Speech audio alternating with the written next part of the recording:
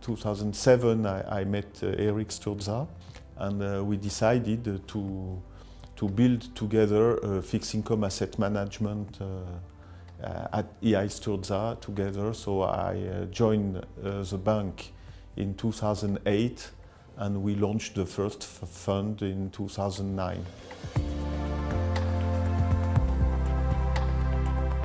Our DNA at the Sturdza bond fund management is always the same: liquidity, quality, and negative or low correlation to equities. The global bond fund, denominated in US dollar, is a global fund, so all bonds denominated in dollars can be included in the fund. The Eurobond fund is a kind of money market enhanced fund, so the objective is to outperform the LIBOR. 1 year ago, in April 2016, we launched the Quality Emerging Bond Fund. It's a dollar-denominated bond fund. There is no euro bonds, there is no local currency emerging bonds in this portfolio. It's a unique investment process because we selected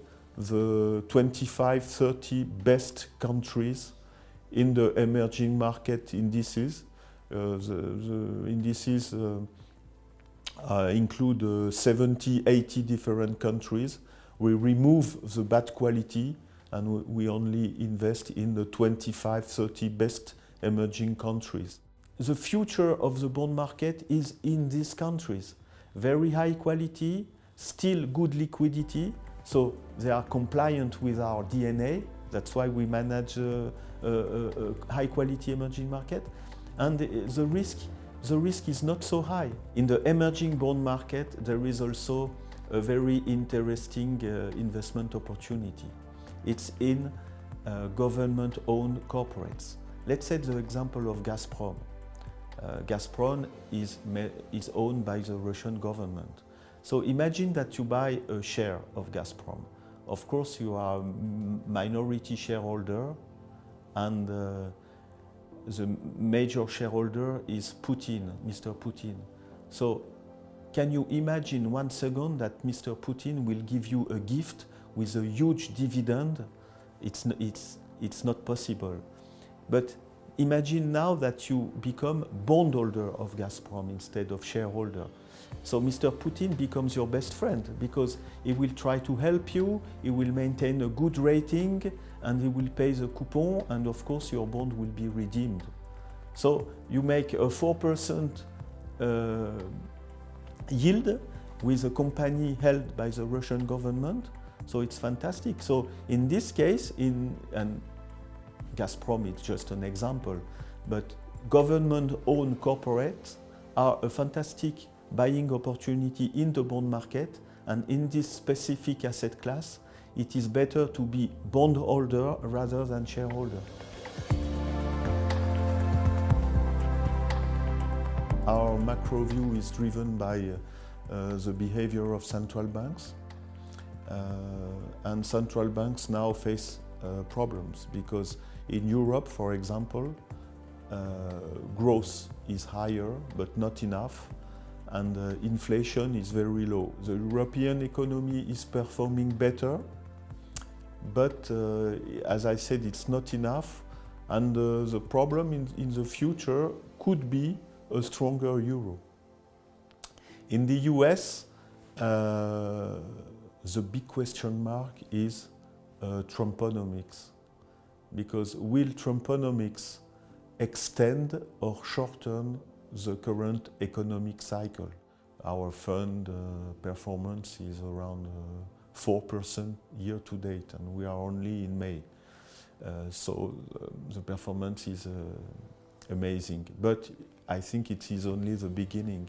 Even if bond yields could increase in the US and in Europe next year, bond yields are very low in developed countries. So a lot of investors switch to emerging markets. The most important action would be to increase a little bit the so famous deposit rate, because minus 0.40 is too painful. But at the same time, Mr. Draghi should start talking about tapering. But he cannot do the two things at the same time. It's too much. So probably the ECB will keep the rates on hold during the summer, and they will start to prepare the market for tapering at the end of the year. So early next year, the ECB purchases 60 billion every month will stop, but it doesn't mean that the ultra-accommodative policy will end, because there is a misunderstanding about tapering. A lot of investors still think that tapering means the end of the QE. But it only means that the size of the balance sheet of the central bank will stabilize at the current level.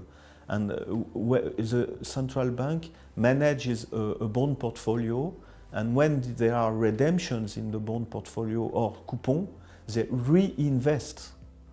So they don't buy more, but they reinvest the cash. And the problem today in the US, and it will be the same problem in Europe in 2 years, it's the size of the balance sheet. And today the challenge of the Fed is not in the Fed fund rates, is will they one day decrease the huge size of the balance sheet and not reinvest the redemptions and the coupon of the current bonds in the portfolio. And that's the biggest challenge, because reducing the size of the balance sheet of a central bank, it's really it's a very aggressive monetary policy.